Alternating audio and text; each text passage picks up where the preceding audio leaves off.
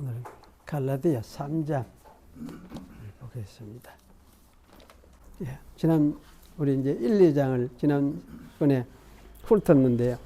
오늘도 이 3장을 좀 봐야겠다 그런 생각이 듭니다. 사실 이 3장이 아마 율법과 복음을 설명을 하면서 가장 아마 핵심적인 내용을 다루고 있는 것 같다는 생각이 들어집니다.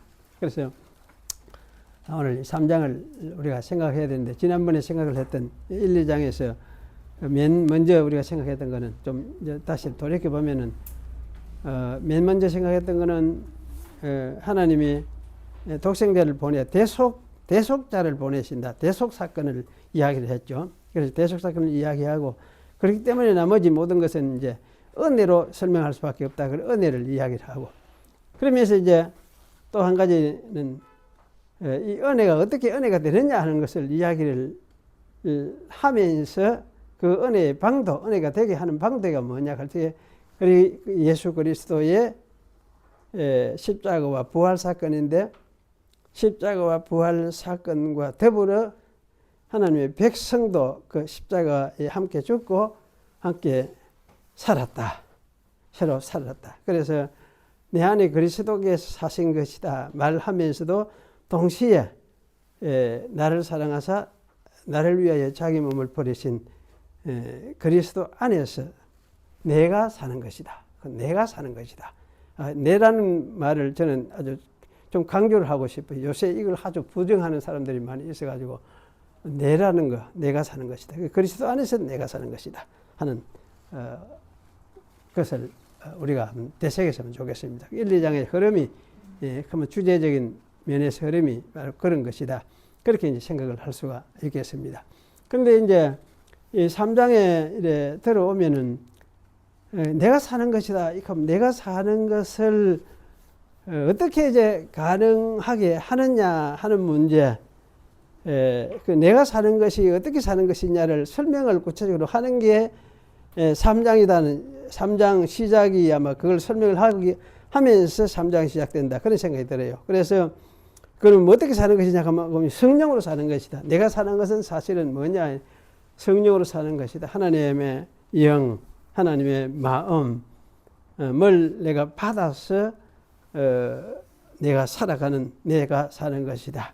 이제 그렇게 이야기를 할 수 있기 때문에 성령을 먼저 이야기를 한다. 그런 생각이 들어집니다. 그래서 여기 3장 앞부분에 내가 너희에게 다만 2절에 보면은 우리 석도다 갈라디아 사람들아, 예수 그리스도께서 십자가에 못 박히신 것이 너희 눈앞에 밝히 보이거늘 누가 너희를 꾀렸냐. 이 눈앞에 이게 밝히 보인다는 이 말은 사실 공적인 알림을 우리 공지한다 안 합니까? 공적인 알림, 뭐 국가에서 뭐 공공적으로 이렇게 뭘 알리는 이런 걸 이제 이야기를 한다 하는 말이 이제 그런 의미예요. 그런 의미를 가지고 있는데, 사실 이제 그거를 이제 생각을 해보면 공지하는 것 또는 선포하는 것, 공포하는 것, 뭐 이럴 때 권위를 가진 어떤 국가나 정부가 또는 이걸 선포하는 것이다. 그렇게 할 때 이거는 부정할 수 없는 어떤 큰 분명한 사건을 이야기를 하는 거죠. 그런데 예수 그리스도의 십자가에 달리신 사건이 바로 이러한 사건이었다. 그걸 이제 이야기를 하죠. 그래서 참 이 말은 아마 이제 그 예수님이 그 죽고 부활하신 그 사건은 온 세상에 알려진 것이다 하는 걸 강조하기 위해서 아마 이런 말씀을 하고 있다. 이걸 막 부정을 해서 축소시켜가지고 그거 있었는지 없었는지 누가 안 오면 이익할까봐 이익하는 사람도 있을 가능성이 많이 있죠. 그래서 사실 그런 것이 아니다. 그걸 분명히 하는 뜻에서 이 말씀을 하는 것 같아요. 그래서 사도 바울의 마음 뜻은, 의도는 온 세상에 공개적으로 이는 드러난 사건이었다. 그렇게 이제 공개적으로 선포된 사건이었다. 아마 이런 의미로서 말을 하고 싶어 하는 것 같다. 그런 생각이 들었습니다. 그리고 여기 이제 2절에 내가 너희에게 다만 이것을 알려 하노니 너희가 성령을 받은 것이 율법의 행위로냐 듣고 믿음으로냐. 또 질문을 하죠. 이 질문을 계속 질문하고 있는데, 여기에 사실 이제 성령을 받은 것, 이게 너무 중요한 거예요. 이게 중요한 거예요. 근데 성령을 받아서 우리가 살아가는 거, 우리가 성령은 생명이니까 새로운 그리스도인들의 사는 새 생명이거든. 새 생명이기 때문에 이게 새 생명이라는 그 자체로서도 사실 중요하지만은, 그러나 성령을 받았다는 말은 의미가 단순히 사람이 살게 만든다는 그런 차원은 아니고 구속사적인 측면에서 큰 어떤 의미를 가지고 있어요. 그게 무엇이냐 할지 한마디로 말하면 성령은 구약 율법이 완성되었기 때문에 오신 분이 성령이다. 이렇게 이야기를 할 수 있어요. 그래, 성령이 사실은 여기 말한 성령은 율법이 완성되지 아니하면 오질 않아요. 오질 않아요. 올 수 없는 거예요. 왜냐하면 세상은 하나님의 정죄 아래에 있고 죄악에 덮여서 하나님의 진노 아래에 있기 때문에 성령이 이 세상을 와서 생명을 공급하는 그런 역사를 하지를 않아요. 아는데, 그런데 성령이 왔다는 것은 바로 이제 이 세상이 어떤 세상이 됐느냐 할 때, 율법이 완성이 되어 버렸다는 거예요. 완성이 돼 가지고 이게 하나님도 이 세상에 대해서 새로운 시각을 가지고 사랑의 대상으로 생각하면서 정말 이 세상을 새로운 세상으로 하나님 아버지가 인정을 하면서 시작을 하신다. 새 세상을 시작하신다. 이런 것을 보여주는 것이, 선포하는 것이 성령 오신 사건이거든.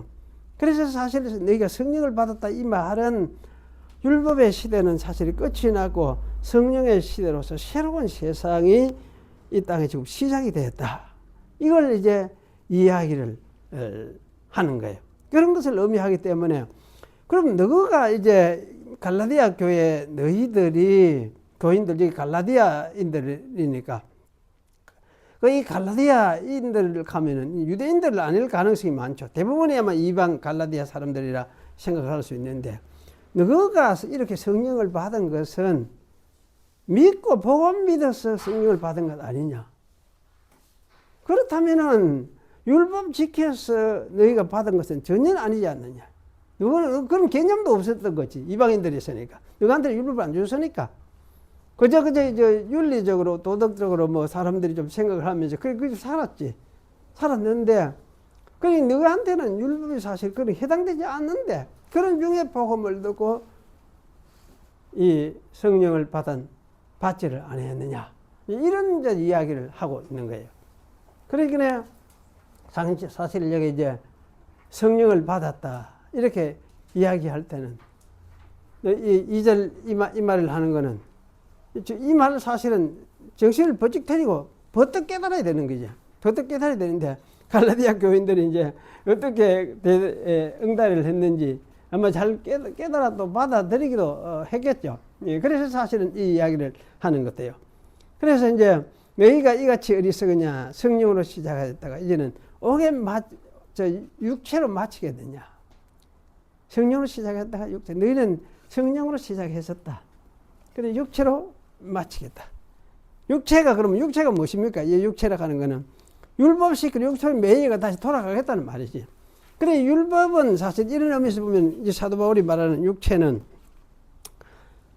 성령의 시대에 들어오지 못하는 거지. 성령의 시대도 들어오지도 못하고 옛 시대의 법이다. 육체는 옛 시대의 것이다. 육체에 속한 것이다.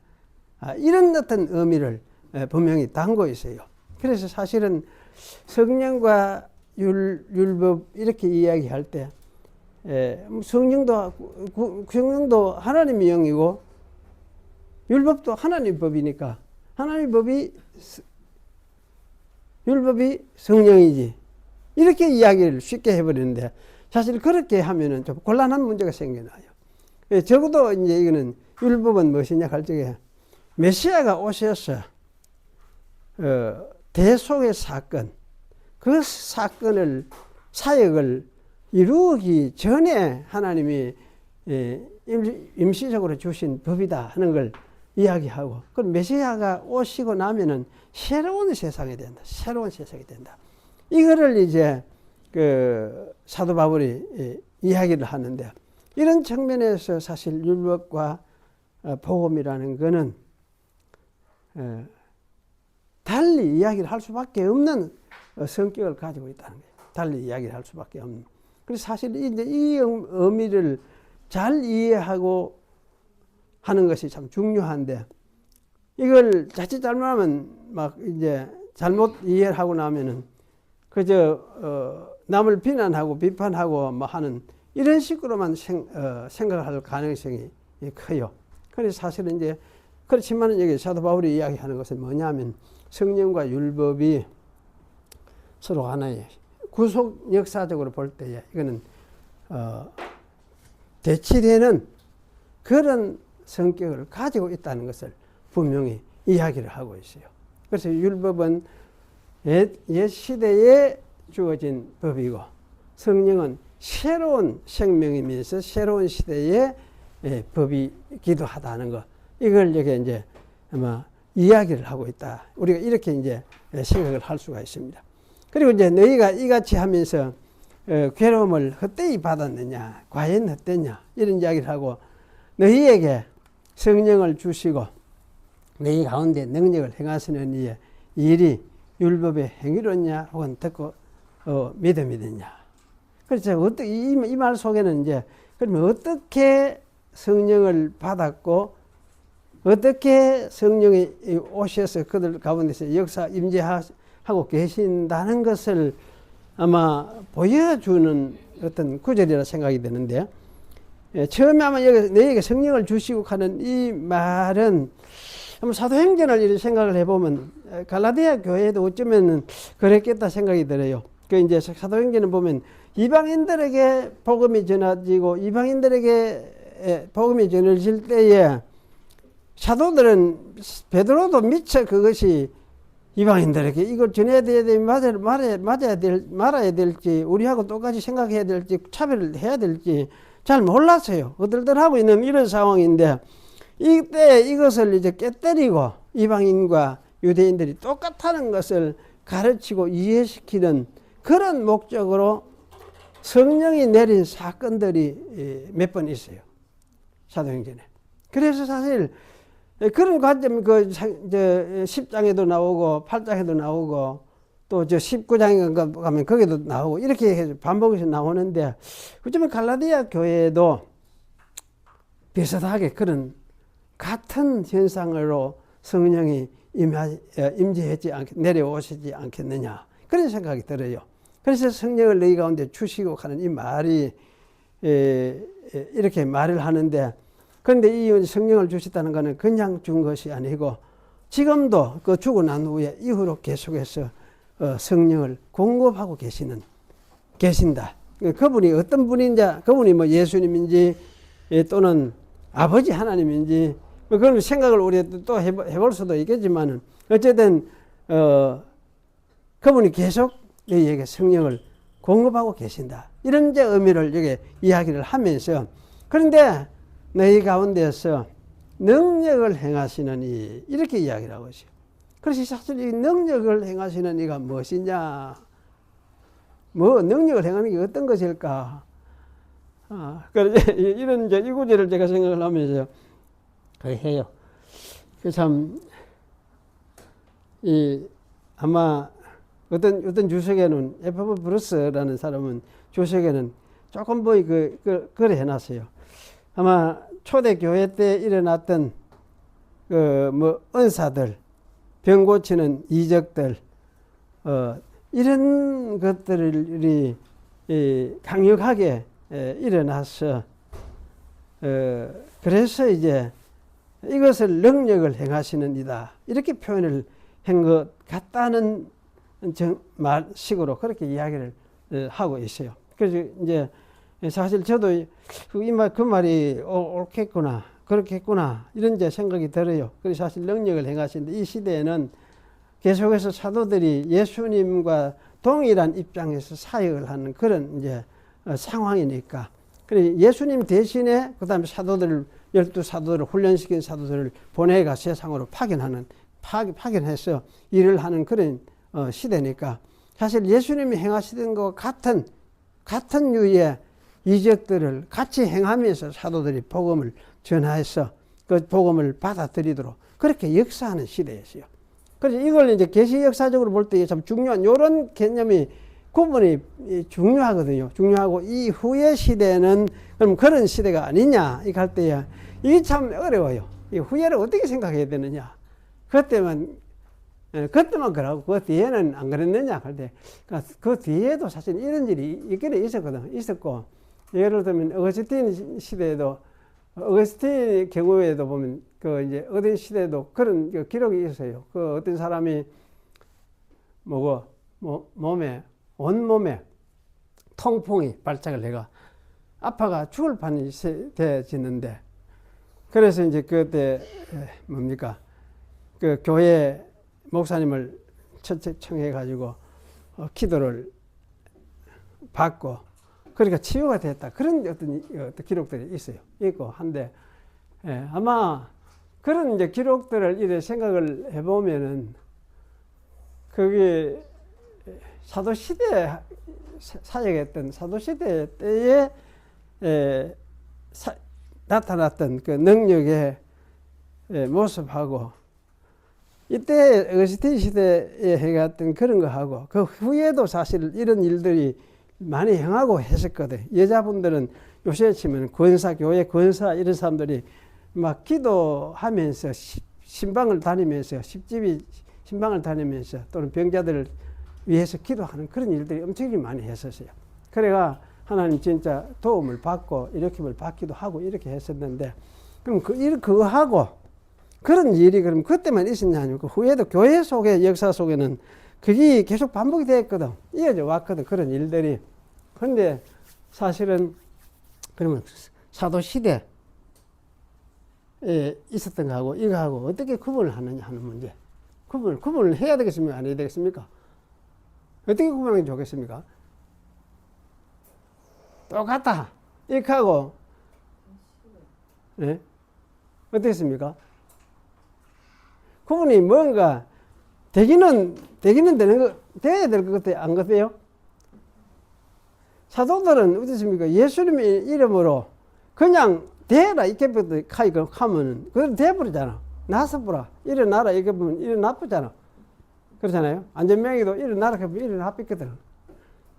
근데 그 뒤에는 사실 이제 그런 류의 어떤 권위를 가지고 명령하면 일어나고 그게 말이 사건이 돼버리는 이런 성격은 아니었다는 거예요. 그 뒤에 거는.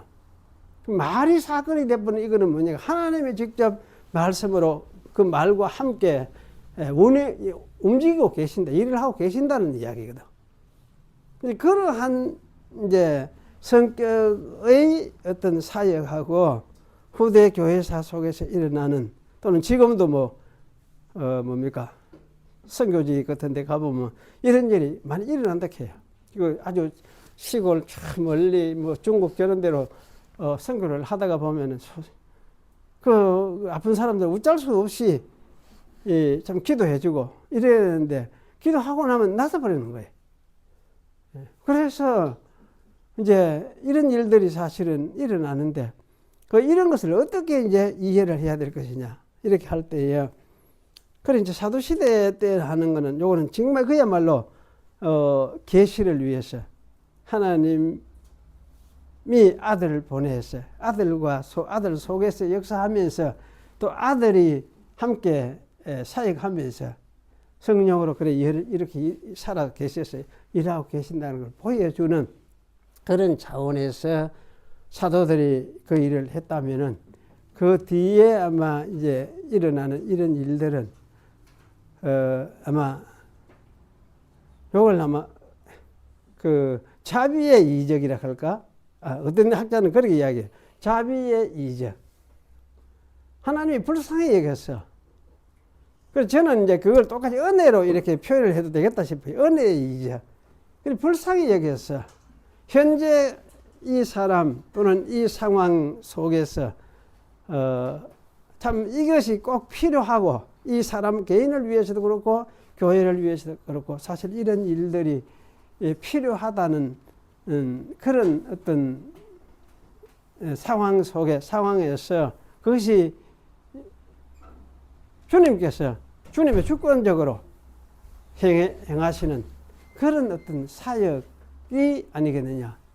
그래서 사실 이제 저는 교회사 속에서 일어나던 이런 이적적인 이런 사건들은 하여튼 사도들하고는 좀 구분해가지고 이거는 주님께서 그 당시에 보면서 그 상황 속에서 참 교회의 유익을 위해서 또는 전도를 위해서 그런 일을 행하고 계시는 하나의 사역이다. 그렇게 우리가 이해를 하고, 그렇다면 그런 일이 있을 때 기도할 수 있겠느냐 할 때 사도들처럼 나아라 이렇게 하면서 구함지르면서 우리가 할 수는 없지만은 주님의 은혜를 구하면서 기도를 할 수 있겠다. 은혜를 구하면서. 그러면 이제 그 주님께서 그 상황 속에서 그 일이 자기 사역을 위해서 하나님 나라 건설을 위해서 필요하다면은 주님이 그런 일을 하지 않겠느냐. 너는 여기 또 그래 하실 것이다. 저는 그런 생각이 들어요. 그래서 그런 측면에서 이제 정도로 이해를 하는 것이 옳겠다. 이런 생각이 들어요. 그래서 어쨌든 여기 오늘 이제 4절에서 이야기하는 거는 갈라디아 교회에서도 이런 성령을 주시고, 이거는 아마 성령을 주셨을 때는 처음 주셨을 때는 모두 막 방언도 하고 예언도 하고 하던 식으로 모두 그래 했겠죠. 성령 임하시는 거 동일한 교회라는 것을 보여주기, 가르치기 위해서 그렇게 해가지고 성령을 주시고 난 후에 또 계속해서 그 가운데 계시면서 능력을 행하시면서 이렇게 자기를 나타내신 그런 일들을 주님께서 행하셨구나. 이런 생각이 들어지고. 그래서 이런 일을 행한 이 일들은 뭐냐? 율법의 행위에서 한 것이 아니다. 뭐냐? 믿음에서. 복음을 믿고 그러니까 예수님이 살아계신 것을 증거해주며 보여주면서 너희들이 경험한 것이 아니냐. 이렇게 사도 바울이 이야기를 해요. 그렇게 너희들이 참 하나님을 체험하고 그 성령의 능력을 체험하고 하나님의 임재를 체험한 것은 율법과 아무 관계없이 복음을 듣고 너희들이 경험한 것이다. 그런 이야기를 하고 있는 거예요. 이건 아마 우리들에게도 똑같은 것이다. 그런 생각이 들어요. 그리고 여기 이제 6절부터는 이게 아브라함을 믿음에 그것을 그에게 의로 정하셨다. 이렇게 말을 하고 있어요. 아브라함을 믿음에 의로 정하셨다. 그러면 이렇게 해서 성령의 역사를 했는데, 그러면 아브라함에게도 처음부터 뭐냐, 이제 처음부터 아브라함에게도 이 약속을 믿음으로 너희들이 의롭다함을 얻는 것을 아브라함에게도 하나님이 가르쳤다. 복음을 전했다. 이런 이야기를. 성경에는 복음을 전했다. 성경이 가르쳤다는 말은, 전했다는 말은 뭐 하나님이 전했다는 말이랑 똑같은 말인데, 그래 아브라함에게 처음 가르친 것이 바로 이것이다.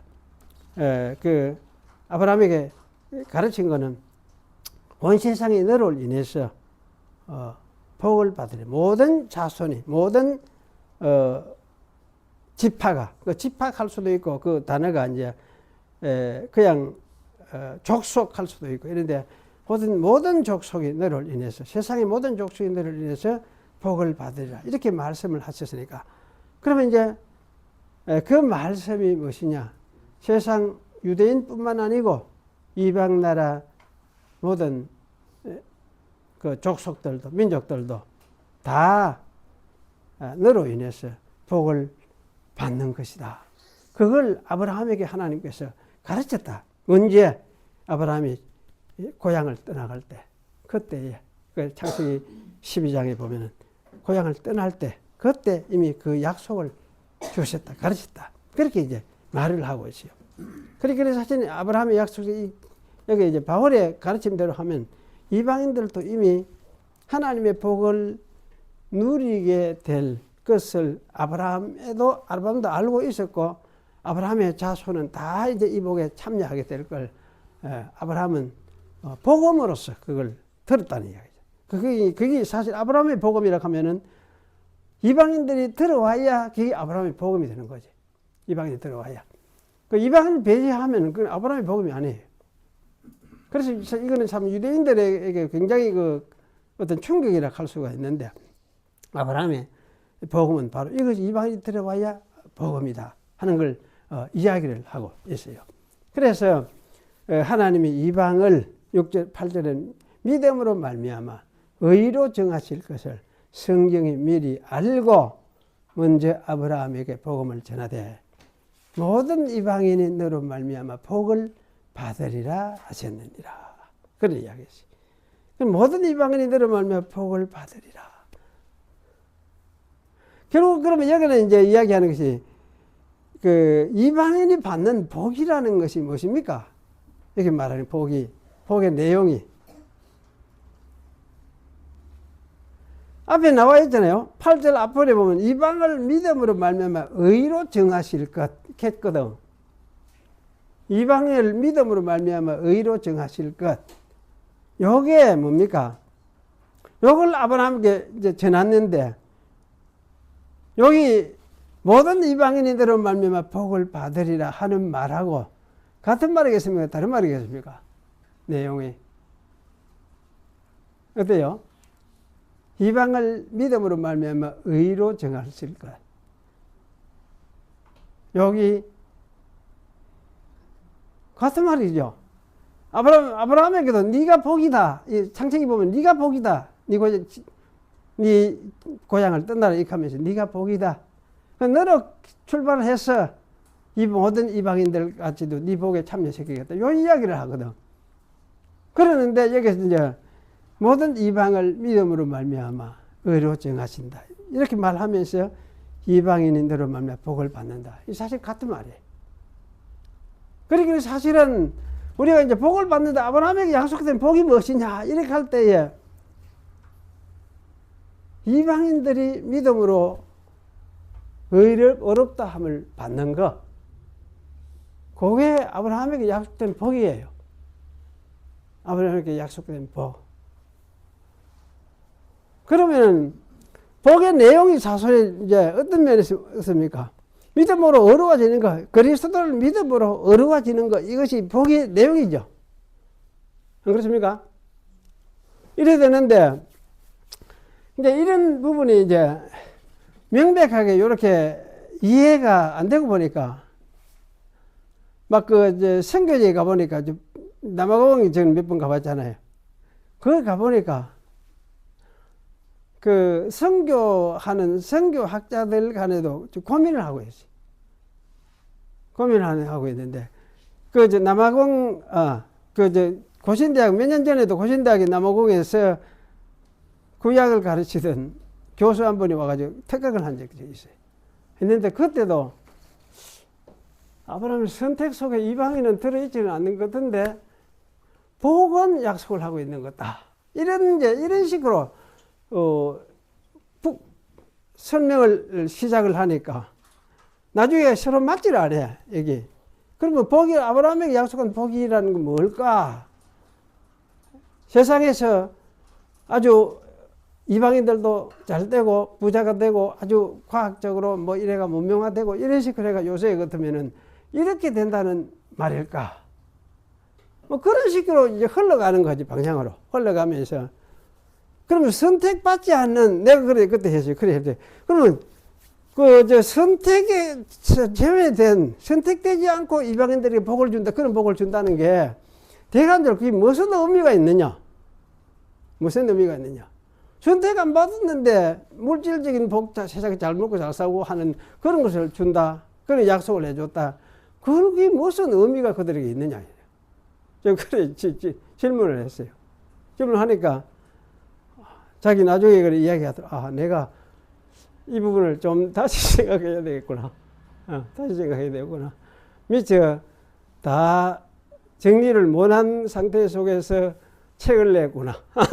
그런 이제 이야기를 하면서 다시 생각을 봐야 되겠다. 그렇게 이제 이야기하는 걸 들었어요. 들었는데 사실은 이게 중요하잖아요. 우리 한국 사람한테는 아브라함에게 약속된 복이 뭐냐 할 때에 믿고 어려워지는 거, 이 그리스도를 믿고 나면 믿음으로 어렵다함을 받는 것. 그게 아브라함에게 약속된 복이다. 그렇게 이해를 해버리면 되죠. 그렇게 이해해버리면. 왜 그럼 여부만 이런 말을 하는 게 아니에요. 아니고, 가령 히브리서 6장 같은 데 보면, 뒤에 보면, 그래 해놨어요. 설명을 해놨어요. 하나님이 아브라함에게 복 주고, 번성케 하리라. 이러면서, 이렇게 할 것을 이야기를 했는데, 그걸 나중에 보면 복 주고, 번성케 하는 게 어찌 하는 게 이제 별로 없고, 나중에는 예수 그리스도가 하늘 지성소를 들어가 버리는 그것으로 끝이 나버려요. 그래서 설명을 하고 있어요. 그래 사실 아브라함에게 약속한 복이 무엇이냐 이렇게 할 때에 아브라함에게 약속한 복은 예수 그리스도가 대속자로서 대속의 사역을 다 하고 하늘 지성소로 들어갔어요. 하늘 지성소로 들어가 버렸다는 건 뭐냐면 하늘과 땅을 하나로 연결시켜버렸다. 하늘과 땅을 하나로 연결시켜버렸다. 그래서 새 시대 성령이 왔다는 것은 하늘과 땅이 이제 하나로 연결된, 통일된 새로운 시대가 왔다는 이야기예요. 이게 뭐냐? 아브라함에게 약속된 복이다. 그래서 이방인도 이 복에 참여하는 것이다. 믿음으로써.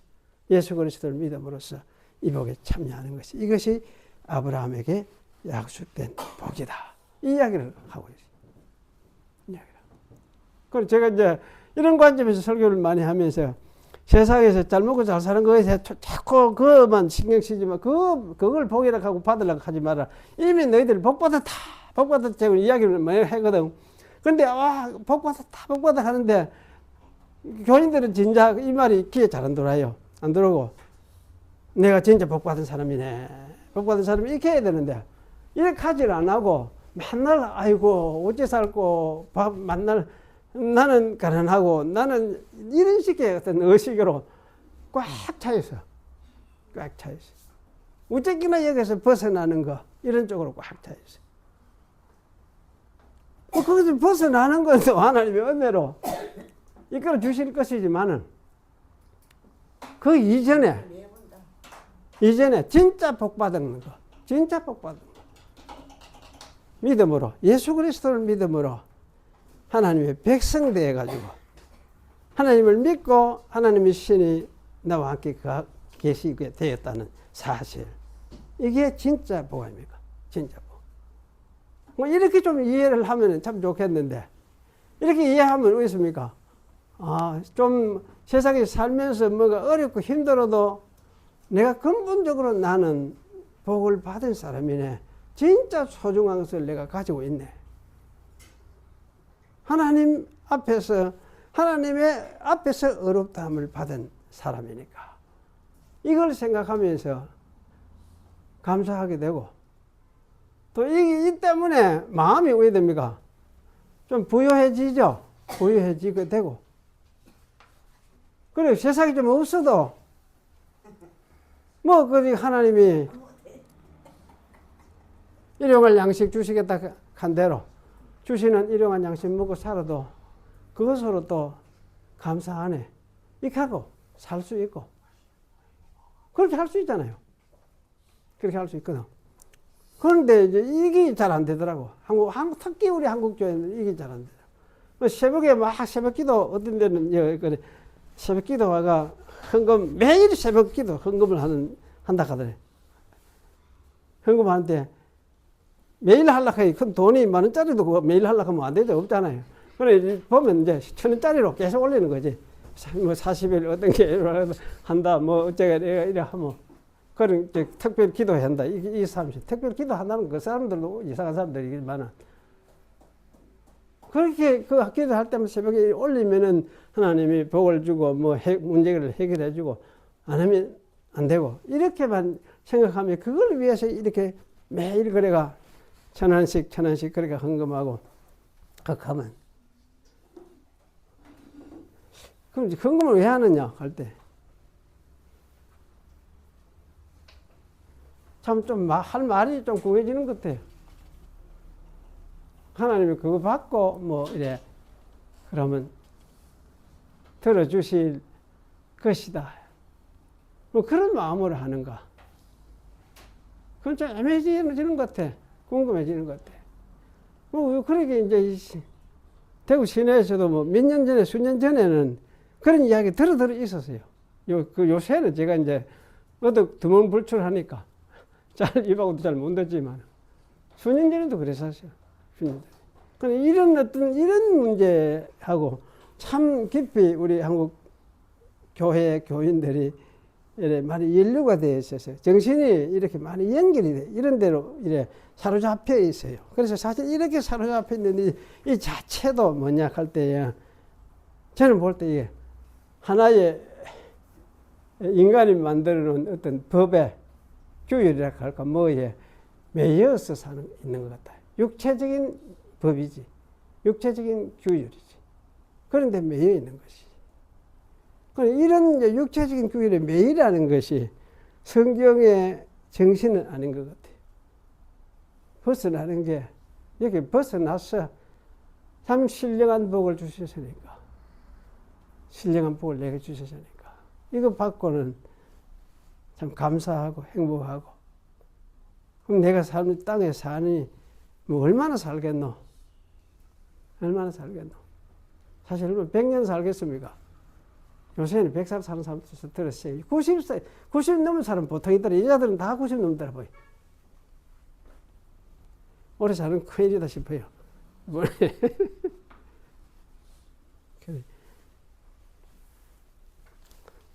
그래, 이제 이런 부분을, 이 말씀 보면 참 많이 좀 조정이 되는 것 같아요. 조정을 되고 해야 되는데, 왜 그렇게 안 될까 할 때, 이런 게 이제 마음이 싹 안 들어오는 것 같아. 이게 이제 말씀 들어도 지나가거든. 지나가버리고 그냥 잊어버리고 지나가버리고 이러는데, 어떤데 이 말씀이 마음속에 들어온다고. 사실 지나가는 게 아니고, 말씀이 들어와가지고 이렇게 가슴 속으로 들어와요. 그래 되면 이게 뭡니까? 아, 이 말씀이 자기 속에 꽂혀야 돼. 자기 속에. 그래서, 아, 맞네. 이렇게, 아, 이게 진짜 이 말씀이 있네. 이러면서 이게 자기 속에서 그때부터 뭡니까?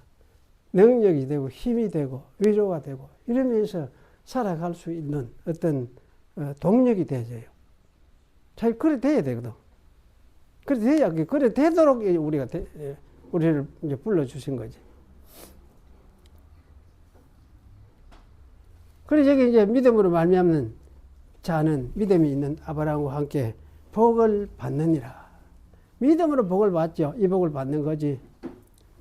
그래 율법의 행위에 속한 자들은 저주 아래 있나니 기록된 바 누구든지 율법책에 기록된 대로 모든 일을 항상 행하지 아니하는 자는 저주 아래 있는 자라 하였습니다. 뭐 이런 사람이 어디 있습니까? 항상 누구든지 율법책에 기록된 대로 모든 일을 항상 행하지 아니하는 자는.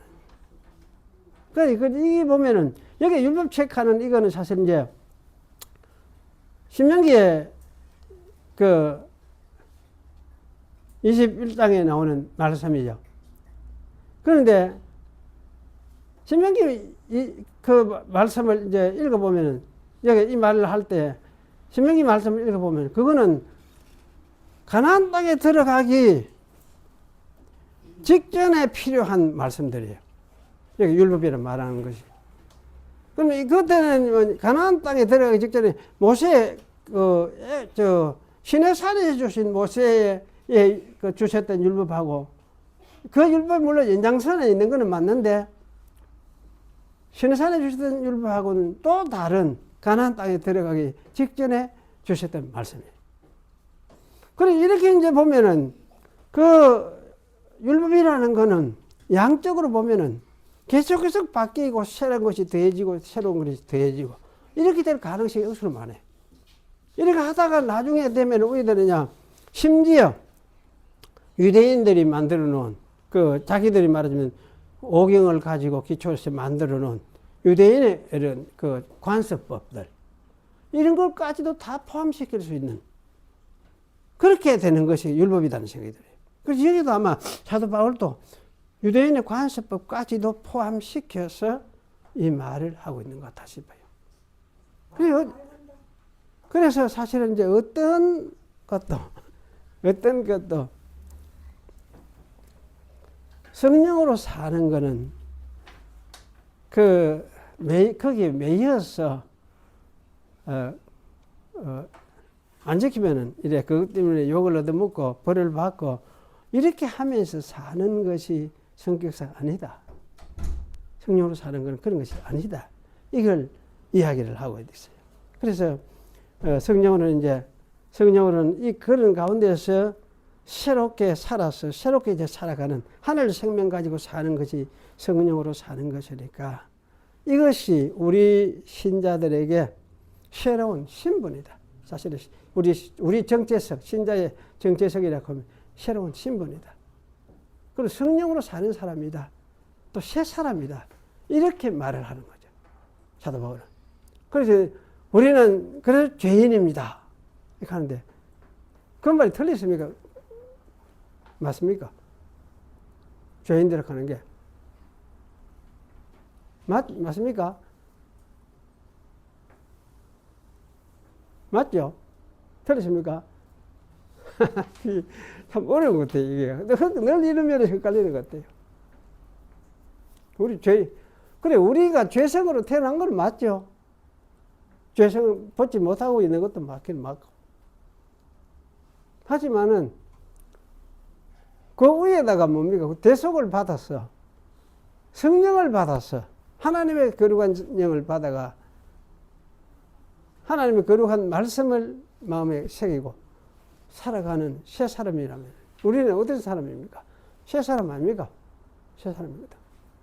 그럼 뭐 새 사람으로서 우리의 정체성을 이야기를 해야 되지.